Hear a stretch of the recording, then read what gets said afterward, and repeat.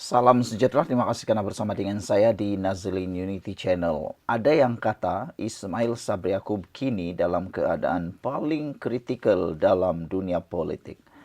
Ini apabila satu video tular di dalam page Pakatan Harapan Friends yang mana kelihatan seperti Hisamuddin Tun Hussein menarik Anwar Ibrahim masuk ataupun membawa Anwar Ibrahim masuk dalam sebuah bilik untuk mungkin ada perbincangan yang tertutup.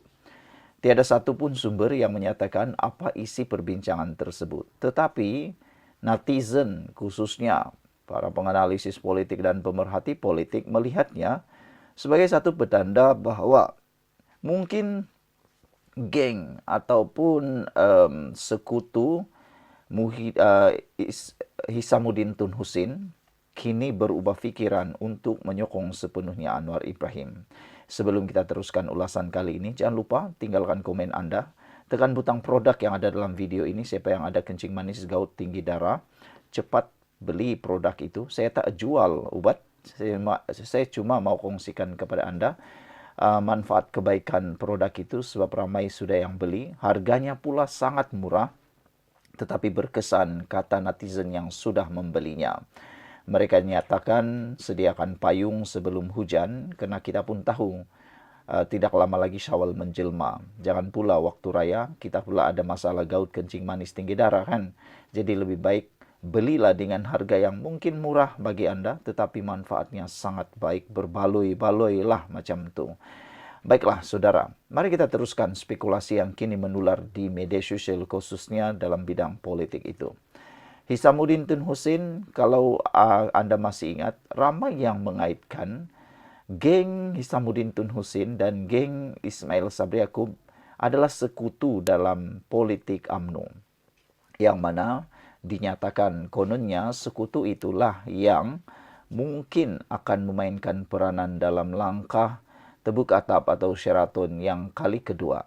Tetapi ianya semua kini sudah berlalu dan berakhir apabila penganalisis politik menyatakan bahwa Perikatan Nasional kini mula sedar mereka tak cukup jumlah untuk menumbangkan kerajaan. Apabila itu berlaku, ada spekulasi kata geng ataupun sekutu Ismail Sabri Yaakob kini satu persatu ataupun semuanya mula meninggalkan Ismail Sabri Yaakob. Dan ada pula yang kata selepas penemuan 170 juta bersama dengan longgokan emas dan barangan kemas itu, menyebabkan Ismail Sabri Yaakob kini dijauhi oleh orang-orang tertentu. Dan kita pun tahu, UMNO Barisan Nasional juga sudah mengangkat tangan untuk tidak dilibatkan dalam kesiasatan itu. UMNO dan Barisan Nasional, Zaid Hamidi pun telah menyatakan bahwa UMNO tidak ada kaitan langsung dengan siasatan itu. Siasatannya hanya berkisar kepada pribadi Ismail Sabri Yaakob. Jadi kalau begitu, adakah benar bahwa sekutu Ismail Sabri Yaakob kini sudah meninggalkan beliau?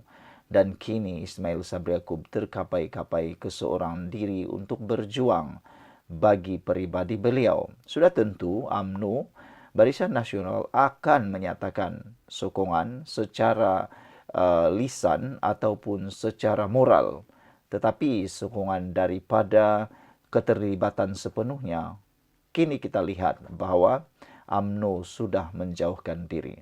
Barisan Nasional menjauhkan diri daripada terlibat, terbabit, terkait ataupun dipalit dengan masalah tersebut. Karena kita tahu kejatuhan UMNO Barisan Nasional dalam pilihan raya lepas juga disebabkan terpalit dengan kes mahkamah, kes penyelewengan, kes pecah amanah rasuah 1MDB. Jadi UMNO sudah ada pengalaman, Barisan Nasional juga sudah pengalaman dengan hal seperti itu. Mereka akan menjauhkan diri, tak mau terlibat lagi dalam apa-apa isu. Karena sekarang ini kita tahu UMNO Barisan Nasional sudah mula bangkit semula, jauh daripada perkara yang seperti itu.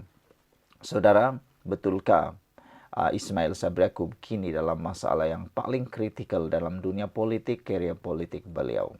Sekian untuk kali ini, jangan lupa tinggalkan komen Anda. Bye-bye. Penganalisis politik menyatakan bahwa Perikatan Nasional sudah sedar tak cukup jumlah jadi kerajaan.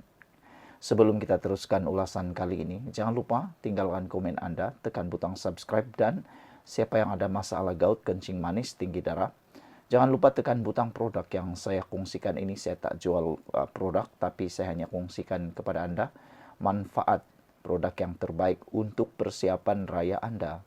Karena takut nanti raya Anda pula ada masalah penyakit seperti gout.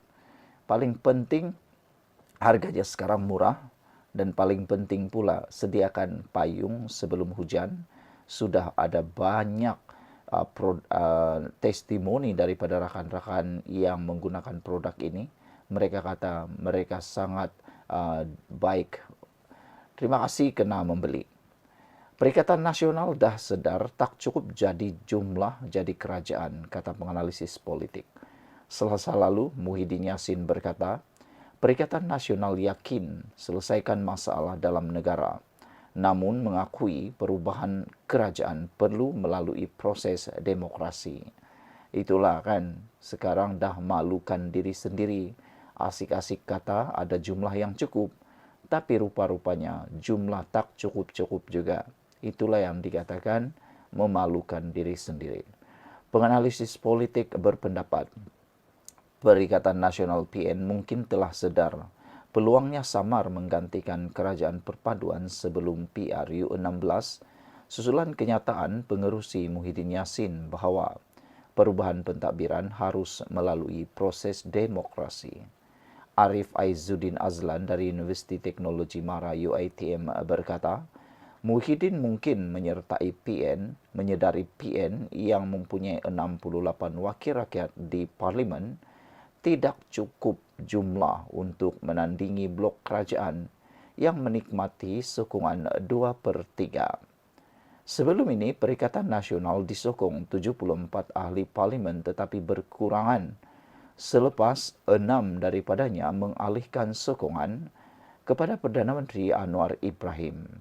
Dalam keadaan sekarang, mungkin Perikatan Nasional merasakan tidak mampu membuat kejutan tukar kerajaan. Malah sistem sokongan gabungan itu agak rapuh dan tidak kelihatan substantif seperti Pakatan Harapan PH katanya kepada FMT. Selasa lalu, Muhyiddin melaungkan keyakinan PN mampu menerajui negara lebih baik untuk membetulkan isu asas rakyat berbanding kerajaan perpaduan. Namun menjelaskan sebarang perubahan kerajaan perlu melalui proses demokrasi. Sebelum ini, beberapa pemimpin PN mendakwa wujud usaha menjatuhkan kerajaan diketuai Anwar Ibrahim sebelum PRU 16, antaranya Ketua Penerangan Bersatu Tun Faisal Ismail Aziz yang membangkitkan keperluan menarik sokongan wakil rakyat daripada blok kerajaan.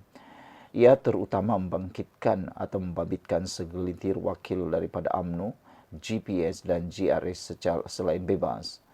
Sebelum ini, bekas pesuruhjaya PAS Perak Razman Zakaria turut mendedahkan partinya masih bercita-cita membentuk kerajaan sebelum PRU.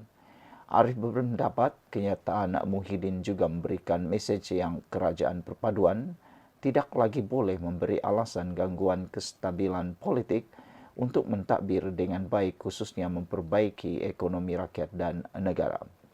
Sementara itu, Awang Azman Pawi dari Universiti Malaya berpandangan tindakan pembangkang tersebut menghormati titah yang di-Pertuan Agong Sultan Ibrahim yang mahukan kerajaan stabil selain mungkin wujud suara kurang bersetuju langkah tebuk atap diambil. Kenyataan Muhyiddin saya kira selepas berbagai reaksi daripada sekutu mereka dalam PN sendiri yang berbeza pandangan berhubung usaha merampas kerajaan di tengah jalan tanpa melalui pilihan raya, katanya lagi. Sekian dulu untuk kali ini. Jangan lupa tinggalkan komen Anda.